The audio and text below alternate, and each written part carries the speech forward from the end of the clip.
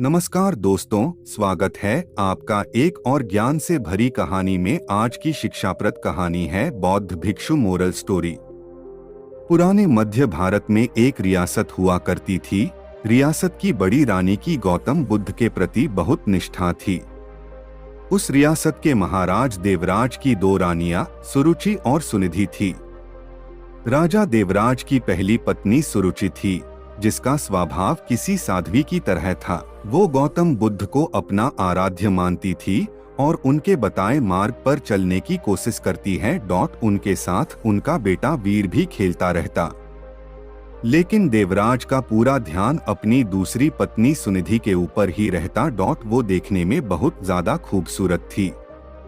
इसी खूबसूरती की विलासता में महाराज खोए रहते। राजमहल की ज्यादातर तमाम सुख सुविधाएं दूसरी पत्नी सुनिधि और उसके बेटे सुमंत को ही मिला करती। और एक दिन रियासत का दरबार सजा हुआ था।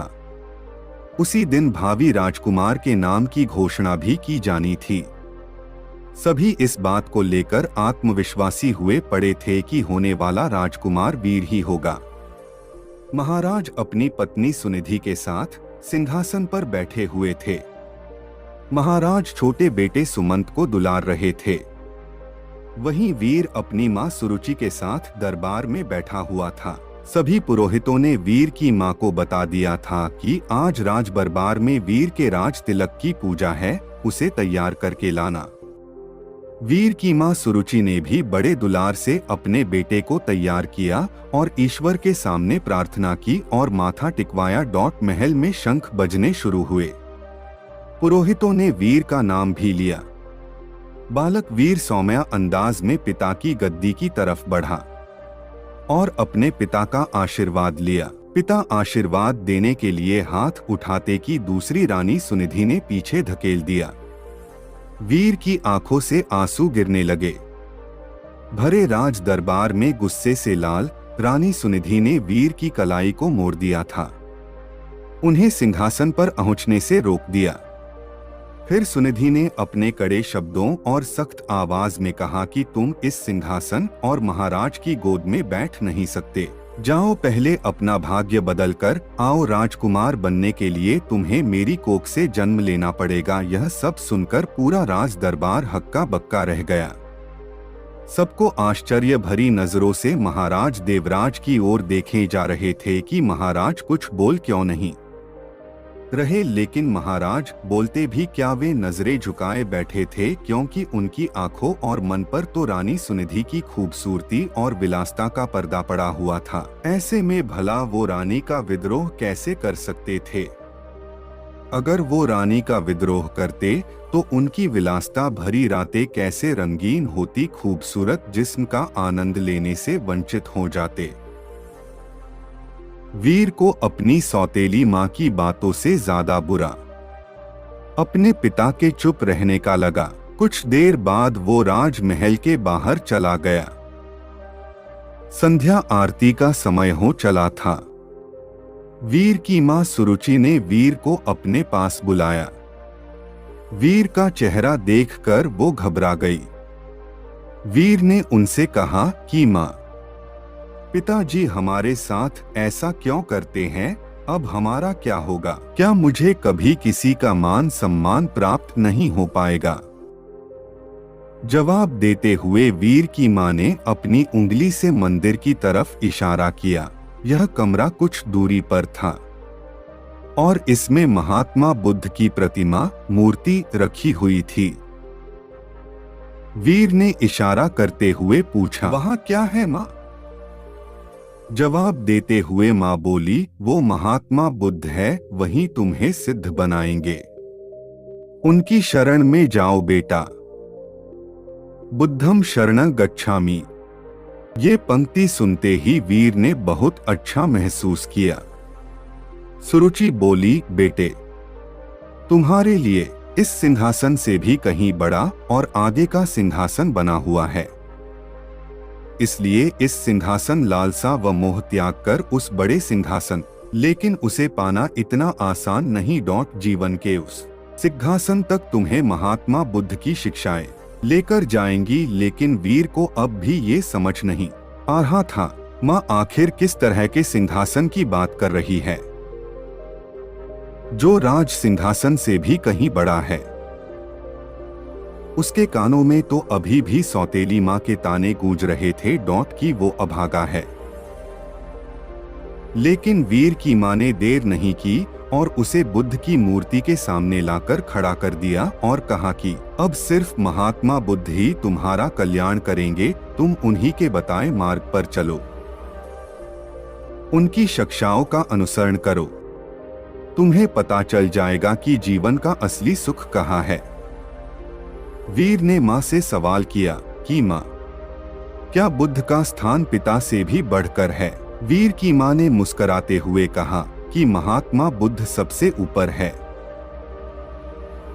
माँ की इस बात से वीर ने प्रेरित होकर कहा कि माँ, अब से मैं बुद्ध जी की गोद में ही बैठूंगा, उन्हीं के बताए मार्ग व विचारों का पालन करूंगा।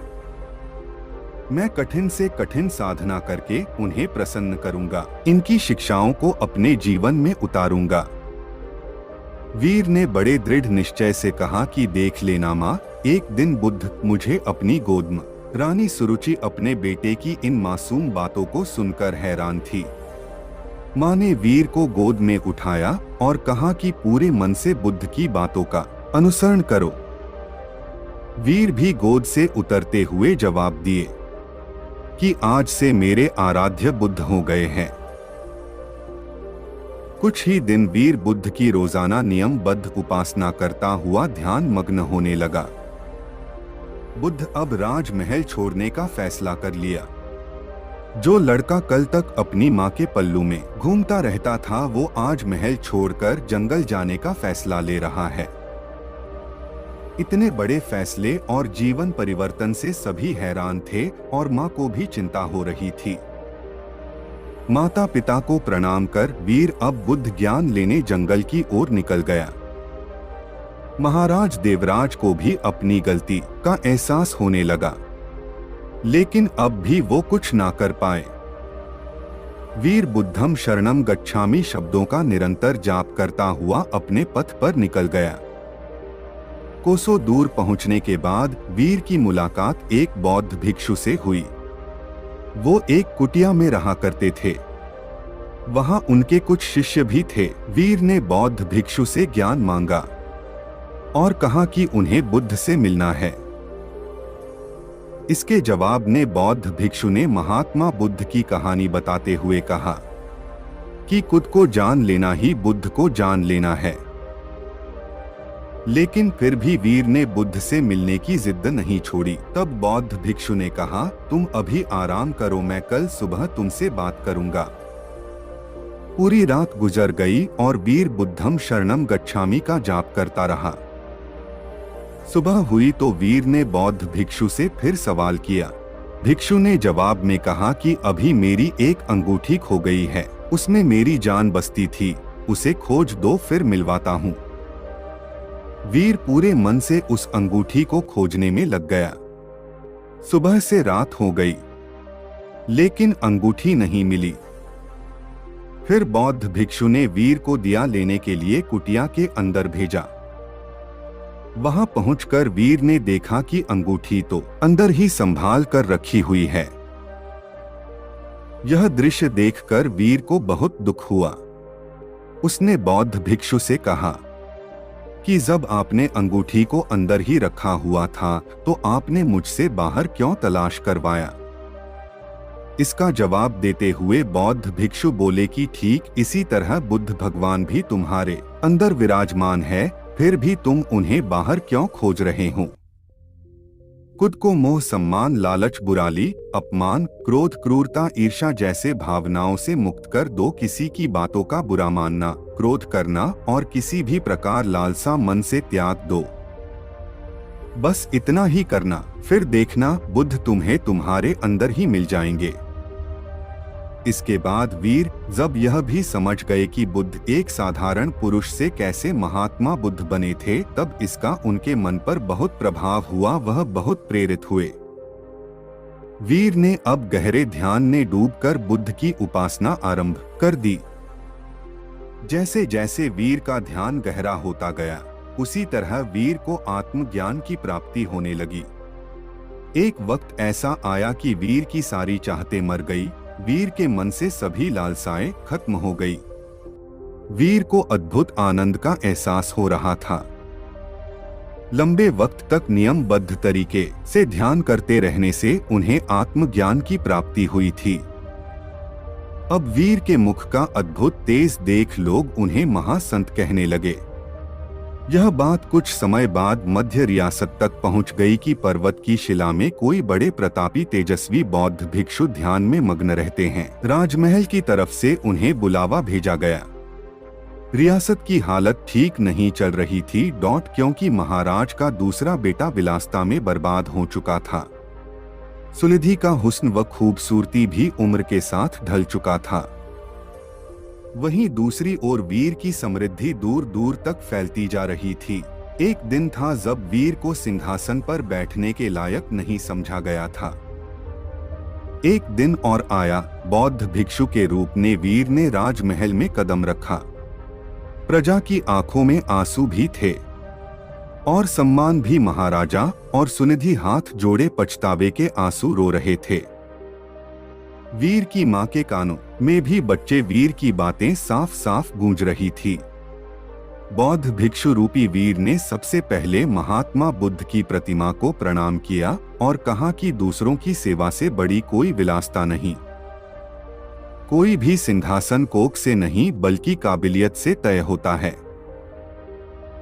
वीर ने राज सिंहासन का त्याग कर दिया और त्याग करने के लिए मंदिर रूपी कमरे की ओर चलने लगे। वहां वीर को देखने वाले लोग महसूस कर पा रहे थे कि जैसे कोई शांति की मूर्ति चल रही हो। बुद्ध की शरण में जाकर एक साधारण सा बालक वीर सिद्ध पुरुष बनकर लौटा था। इस कहानी से हमें सीखने को मिलता है कि कर्म भाग्य से कहीं बड़ा होता है, को परिस्थितियों को बदल देने की क्षमता रखता है।